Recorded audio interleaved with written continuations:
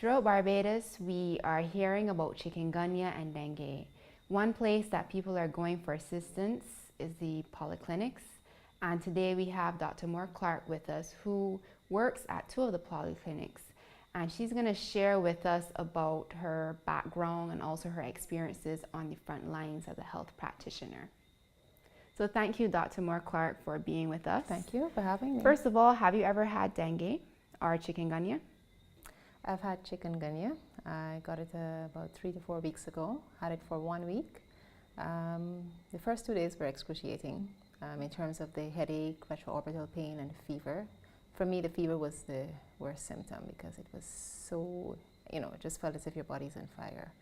But I was very vigilant with my therapy, paracetamol 1 gram every 6 hours, and increased fluids, and of course rest. So the first 2 days, as I said, were my worst days, but it lasted exactly 7 days, and since then I'm pretty fine. I haven't gotten a relapse or anything with the infection. What are the main differences between chikungunya and dengue in terms of both diagnosis and treatment? There's a serological test, and you can have a definitive test identifying the actual virus or the reaction of the antibodies to the virus in the body. In terms of the symptoms, they're quite similar, only that I've been hearing and what has been recorded and documented is that the chikungunya, the fever, is the one to watch because the fever is so much higher and one of the greatest complaints of the chikungunya.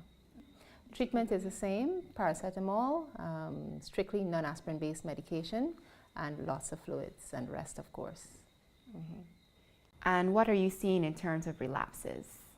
Okay, in terms of the relapse, what I've seen in terms of persons who've actually had it, recovered and have come back, they're the ones who I found that they were not very vigilant in terms of the therapy, the paracetamol. They would have taken it for 1 or 2 days, felt better, and just continued on.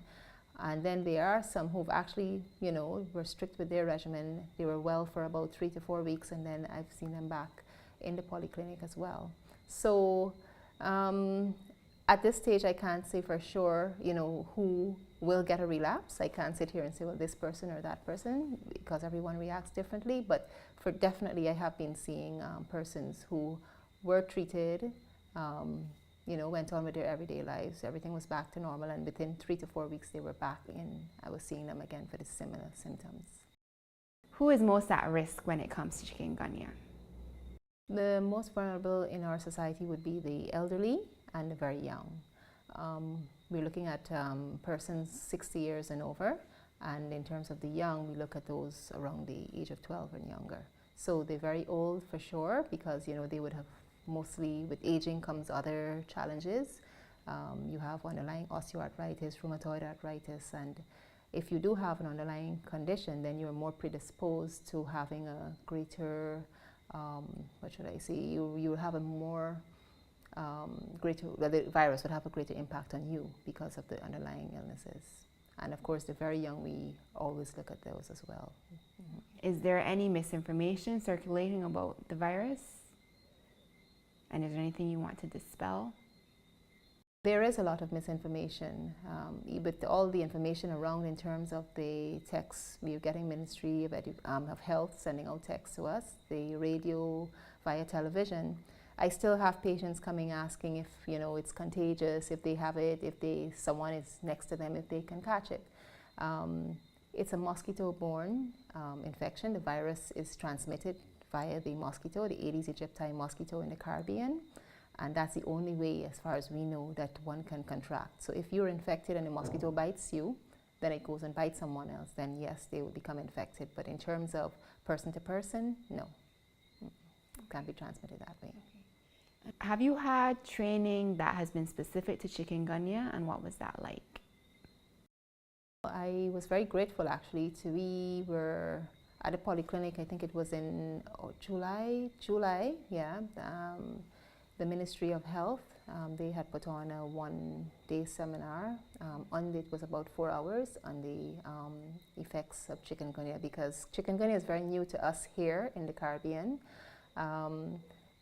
We're all learning about it, And in terms of the symptoms, how to treat it, research done on it so far. For example, what stood out for me too is that chikungunya can last as long as 3 years.